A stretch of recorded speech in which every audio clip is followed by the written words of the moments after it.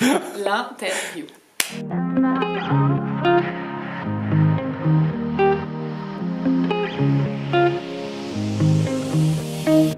Tu es né où et quand? Je suis née à Bourg-en-Bresse à la clinique Bel-Air le 2 février 83. Quelles sont tes origines? Je suis d'origine italienne.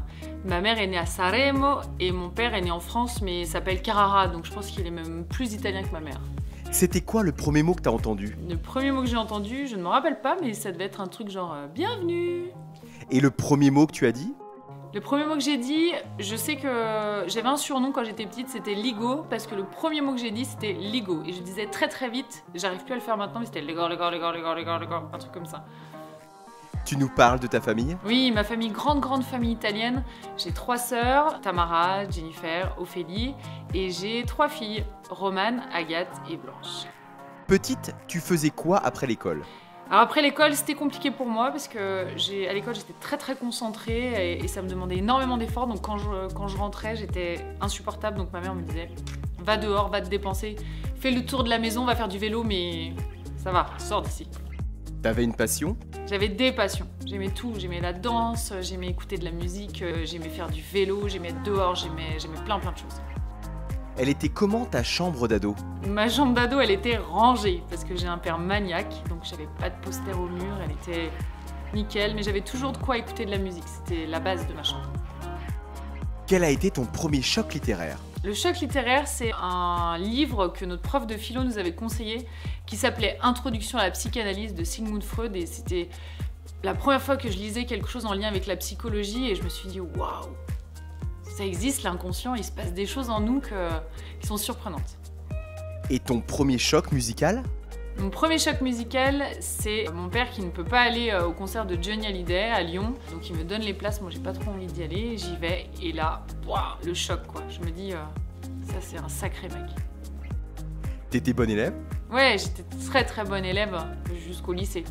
Au lycée, ça veut dire permis, garçon, copine, fête. Donc voilà, un peu moins bonne élève quand même.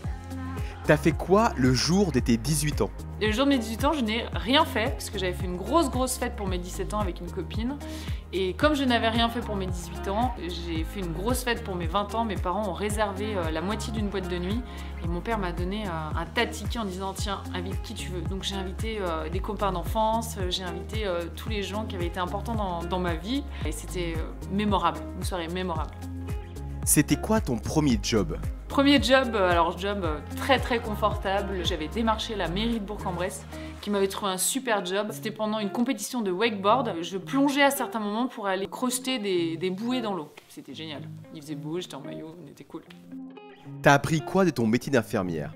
J'ai appris à aimer les patients, j'ai appris à aimer les gens, j'ai appris énormément de choses. Hypnothérapeute, c'était déjà un second souffle pour toi? Être hypnothérapeute, c'était le premier second souffle. Puis après, j'en ai eu d'autres et j'espère en avoir encore. T'as toujours voulu écrire? Oui, j'ai toujours voulu écrire et j'ai toujours écrit. C'est pas pour rien si on a un journal intime. J'aime bien écrire de temps en temps, j'écris des paroles de chansons, j'écris des poèmes. Là, j'ai écrit un livre. J'aime ça, l'écriture. C'est transmettre quand même, l'écriture. Comment t'es venue l'idée de second souffle? Second souffle, j'ai été hypnothérapeute pendant 10 ans et j'avais besoin de transmettre quelque chose. J'avais besoin que les lecteurs puissent comprendre qui je suis, mon travail, ce qui se passe dans la tête d'une thérapeute, ce qui se passe en consultation, et puis apporter aussi des clés pour aller mieux. Ce livre représente quoi pour toi? Ce livre, il représente un rêve que j'accomplis, et puis je dis souvent que c'est mon 4e bébé. Tu l'as retrouvé, ton enfant intérieur? Je suis en train de le retrouver, mon enfant intérieur, parce que j'ai bientôt 40 ans et je pense que maintenant le regard des autres est de moins en moins important et je commence à être en phase avec moi-même. Je sais qui je suis et je commence à être bien dans mes basques. C'était comment ta première séance de dédicace? La première séance de dédicace, c'était incroyable. C'était à Bourg-en-Bresse, donc où je suis née, où j'ai grandi, dans une librairie que j'affectionne beaucoup, qui est la librairie du théâtre de Lydie et Marie Zanini. Il y a eu énormément de monde, il y a eu des échanges formidables et j'ai pas vu le temps passer, c'était génial. T'es accro à quoi, toi? Je suis accro à plein de choses. Je suis accro à la vie, je suis accro à l'amour. Je suis pas accro à la cigarette, je suis pas accro à l'alcool, mais je suis accro au chocolat. C'est quoi tes futurs projets? Futurs projets, alors j'ai tout le temps plein de projets, mais là le futur proche, on va dire que c'est ma marque de thé. le thé qui fait du bien. Et je suis aussi sur une préparation d'émissions radio. Quelle est ta plus grande fierté? Si j'arrive à continuer à être heureuse et à rendre heureux les gens qui m'entourent et les gens que j'aime, ce sera ma plus grande fierté. Tu faisais quoi avant cette interview? Je m'occupais de mes enfants. Et tu vas faire quoi après? Je vais m'en occuper.